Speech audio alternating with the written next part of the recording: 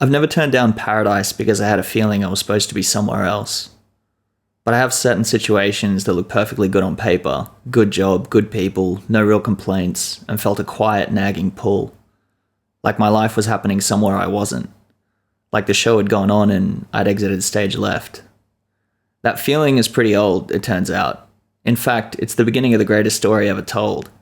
About a man who just wants to get back to where he belongs, but to do so he needs to confront his demons. This is the story of the Odyssey, the first work of literature in Western civilization. It's the oldest road trip ever written, and it might just be the most honest story about what it means to be a human trying to find their place in the universe. I'm going to tell you about that story and why, to me anyway, it remains the most important story ever told. Spoiler alert, it has nothing to do with epic monsters and big muscles. If that sounds good, then strap in, fellow journeymen, because we're about to embark on a voyage. Homer, who may be a single writer or maybe a bunch, composed the Odyssey somewhere around the 8th century before Christ. It's the sequel to the Iliad, which covers the Trojan War, where Achilles, Odysseus, Ajax and others sail to Troy in a bid to take the kingdom and win back Helen for King Agamemnon. You don't need to have done the reading, though. All you need to know is that the war is over and everyone is embarking on a long journey home. Everyone, that is, except Odysseus. His story goes something like this. When we first find Odysseus, he's not suffering. He's not an ordinary boy with big aspirations. In fact, he's already a war hero with many legendary exploits to his name. He's on a paradise island living in a grotto with the sex-obsessed goddess Calypso, immortal, beautiful, and totally obsessed with him. He has no responsibilities, no war, no danger. She's given him a life without struggle and the promise of relief from mortality itself. But Odysseus, rather than feeling like he's won the lottery, spends his days sitting on the rocks, weeping, staring out at the sea. His call to action isn't some ancient trinket or an old wizard coming to town, it's a weight in his heart. Because he knows that his story doesn't end this way. His story is unfinished. His wife is in Ithaca, his son is growing up without him, his kingdom is being eaten alive by men, the suitors, who assume he's dead. He has everything a man could want and none of what he actually needs.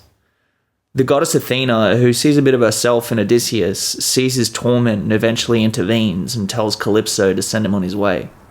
So Odysseus sets sail and washes up on the shores of the Phaeacians, a proud seafaring people, who invite the stranger to dinner, and that night he tells them of his journey from Troy. After the fall of Troy, the men land in Sicily, where the Cyclops Polyphemus traps them in his cave and starts eating them one by one. Odysseus gets him drunk, blinds him, and slips his men out under the bellies of sheep.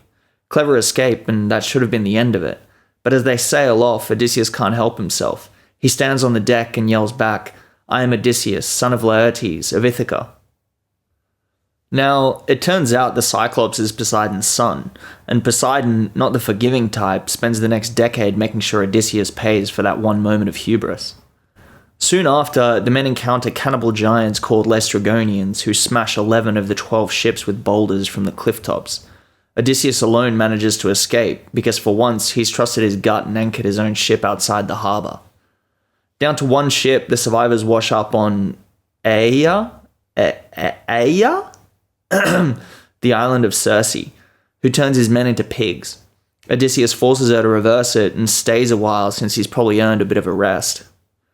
It's Circe who tells him he must go to Hades to learn how to survive Poseidon's wrath. There he speaks to Achilles, the greatest warrior of his age, who tells him he'd rather be a slave among the living than a king among the dead. And he speaks to Tiresias, the blind prophet, who warns him, whatever happens, do not harm the cattle of the sun. That'll become important later. He sails on. He survives the sirens by lashing himself to the mast against their song. Then comes the strait where Scylla and Charybdis wait on opposite sides, sea monster and whirlpool, the original rock in a hard place. Circe had warned him, sail close to Scylla and you'll lose men, but sail into the whirlpool and you'll lose everything. So Odysseus picks 6 men to lose, he watches them die calling his name and sails on. With one ship and a handful of men left, they land in Thrinacia, the island of the sun god, where the sacred cattle graze, the ones Odysseus had been warned about. Odysseus makes his men swear not to touch them, but while he sleeps, hunger wins out and they slaughter some anyway. Zeus waits until they're back at sea, then destroys the ship with a single thunderbolt. Every man drowns and only Odysseus survives, drifting on wreckage until he washes up on Calypso's island, which brings us back to the dinner with the Phaeacians. Every obstacle, if you look at it properly, is a version of the same test. The Cyclops is vanity, the Sirens are temptation, the Laestrygonians are the cost of ignoring your instinct, Circe and Calypso are comfort, beautiful stops that feel like destinations but aren't.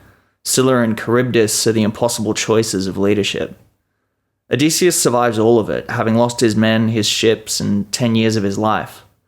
Having heard his story, the Phaeacians agree to carry him home.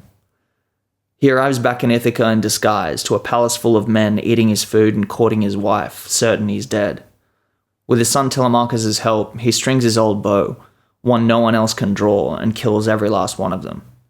And just like that, Odysseus is reunited with his wife, his son, and his kingdom. He's finally home.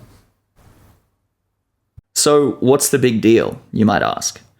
Well, the Odyssey, as you may have guessed, is not really about monsters and whirlpools. The monster is just the form that self-destruction takes when you put it in a story.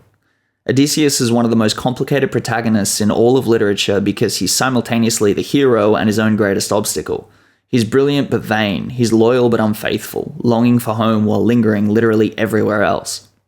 Every good story is as much about the struggle within as about the monsters and trials. Star Wars is about Luke's struggle between the dark side and the light. The Lord of the Rings is about Frodo's fight against power and the One Ring. The Odyssey drops the charade completely and shows us, with pure poetic metaphor, the transformation of the hero. Carl Jung would call this the integration of the shadow. Campbell would call it the road of trials. Aristotle would call it the will to eudaimonia. But the simplest way to say it is this: every monster Odysseus faces is a part of himself he has to defeat before he's worthy of going home. There's a poem by the Greek Alexandrian poet C.P. Cavafy called Ithaca, written in 1911, that I think is probably the most important footnote ever written to a piece of literature. He talks to Odysseus directly and says, "Pray the road is long. Hope for summer mornings, strange harbours, beautiful cities. Hope to learn from those you meet along the way, and when you finally arrive at Ithaca, don't expect it to make you rich. Ithaca gave you the beautiful journey, and that's all it had to give." He writes, "And if you find her poor, Ithaca has not deceived you.